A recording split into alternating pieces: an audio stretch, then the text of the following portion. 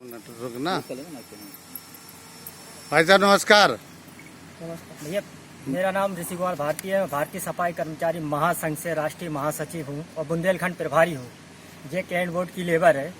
ये बहुत पुरानी लेबर है। ये जो सन 99 से लेकर 2017 तक जिन्होंने काम किया था और इनका ठेका हुआ था बीच में। तो जो एक सचिन ठेकेदार है उसको टेंडर मिला था। हम लोगों ने तब भी गुहार लगाई थी और इनकी जो लिखा पड़ी थी हमने क्या कहते हैं प्राइम मिनिस्टर साहब को भेजी थी, डिफेंस मिनिस्टर को भेजी थी, पूना हेडक्वार्टर को भेजी थी और राष्ट्रीय सफाई आयोग को भी भेजी थी, जिसमें कि इनका जो टेंडर हुआ हमने सीओ साहब से बात करी थी। यही सीओ साहब थे जो अभी प्रेजेंट टाइम में यहाँ पे बैठे हुए विनोद वेंकटेश नाम है इनका। इनसे हमने बहुत गुहार लगाई थी कि भाई ये पुराने लोग हैं, इनकी वैकेंसी आई है, 119 लोगों की वैकेंसी आई है। जीओसी इन चीफ के माध्यम से 85 लोगों की आप लोगों ने स्वीकृति दी है। इन लोगों को कर्मचारियों को, ये वो कर्मचारी हैं जब आपके यहाँ से ठेके प्रथा का नियम शुरू हुआ था, ये वो कर्मचारी हैं जब शुरू से सेवा दे रहे थे, ये वो कर्मचारी हैं जिन्होंने अच्छी सेवा दी, किसी प्रकार का इनकी कोई शिकायत नहीं रही। आज इनकी सरकार ने लिखा पढ़ी के माध्यम से यहाँ पे टेंडर खत्म हो गया था और क्या कहते हैं बीच में इन लोग, जैसा ये लोग बताते हैं कि स्टेशन हेडक्वार्टर से एडम कमांडर साहब ने बिना नोटिस के सिर्फ 15 दिन का आश्वासन देके ये कह के बैठाला था कि 15 दिन के बाद सारी कर्मचारी, जितनी भी लेबर है, जितनी महिला है, जितने भी क्या कहते हैं युवा हैं, सारे कर्मचारियों को वापस ले लिया जाएगा। लेकिन वो बात बिल्कुल गलत साबित हुई। फिर इनकी हमने डिमांड सरकार तक पहुंचाई, जिसमें कि सरकार से वैकेंसी आई। हमने यही सीओ साहब थे, इन्हीं से कहा था, लेकिन ये लेबर नहीं ली गई। नई लेबर ठेकेदार ने अपनी मर्जी से अपनी मनमानी करके लगाई।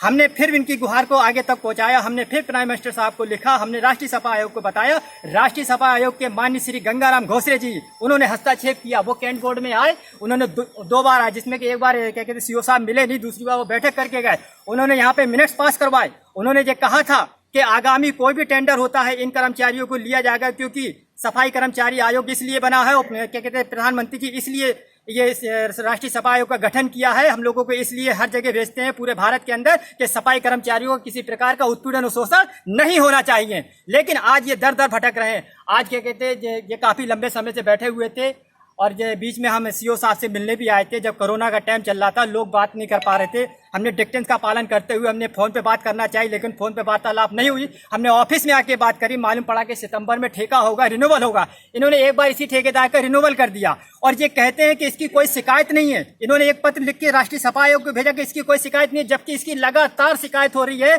कि ये व्यक्ति ने गलत तरीके से नए कर्मचारी लगा है, पुराने कर्मचारियों को कार्य पे नहीं लिया और आज उसी व्यक्ति का ठेका कर दिया गया। जबकि अभी हमने सीओ साहब से अभी हाल हमें मालूम पड़ा किस तरह की शिकायतें आ रही हैं जो आप बता रहे हैं, जो टेंडर हुआ है किस तरीके की उसकी शिकायतें आ रही हैं? हाँ, ये जब राष्ट्रीय सफा आयोग के सदस्य जी आए थे, जब शिकायत इन्होंने करी थी तो उन्होंने कहा था इसकी जांच करना चाहिए, लेकिन इसकी कोई जांच नहीं हुई और इन्होंने लिख के ऊपर से ये भेज दिया कि 14 दिन के अंदर कोई भी शिकायत नहीं आई, जबकि एक लंबे समय से शिकायत हो रही है। और आज हम फिर यहाँ पे आए। आज हम फिर किस प्रकार की हो रही है शिकायत ये हो रही है कि यहाँ पे मनमाने तरीके से नए कर्मचारियों को लिया गया और आज जो लोग बैठे हुए हैं, हम इसी उम्मीद से आए कि आज इन कर्मचारियों को फिर इनकी बात करेंगे। जो लोग बैठे हुए हैं उनकी कुल संख्या कितनी है?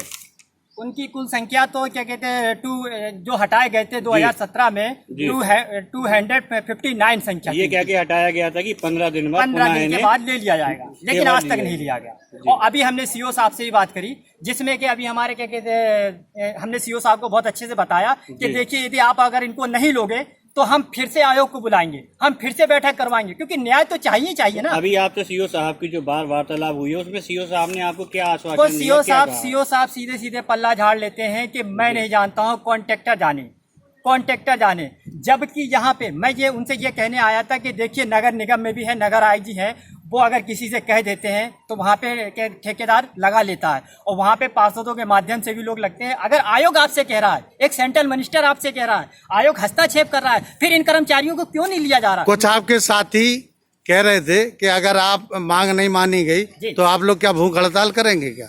अगर ये बात अगर नहीं मानी गई, अभी मैंने एक बहुत अच्छी बड़ी बात बता दूं आपको। यहाँ पे मैंने सीओ साहब से बात करी, उन्होंने बताया 25 लोगों का टेंडर के समय 25 लोगों ने यहाँ पे डाला, टेंडर डाला 25 लोगों ने, लेकिन उसमें से 5 लोगों के बराबर के टेंडर में अंक होते हैं। 5 लोगों के बराबर में अंक थे, लेकिन उस व्यक्ति को टेंडर दे दिया गया जिसपे लगातार आरोप लग रहा है। 4 लोगों में से जो बराबर के अंक थे उनको क्यों नहीं दिया गया? उनमें से भी किसी को दे सकते थे आप, उनमें से अगर दे देते शायद इनको रोजगार मिल जाता। मैं बहुत गुहार लगा रहा हूँ, मैं बहुत कह रहा हूँ कि भैया इनको ले लो।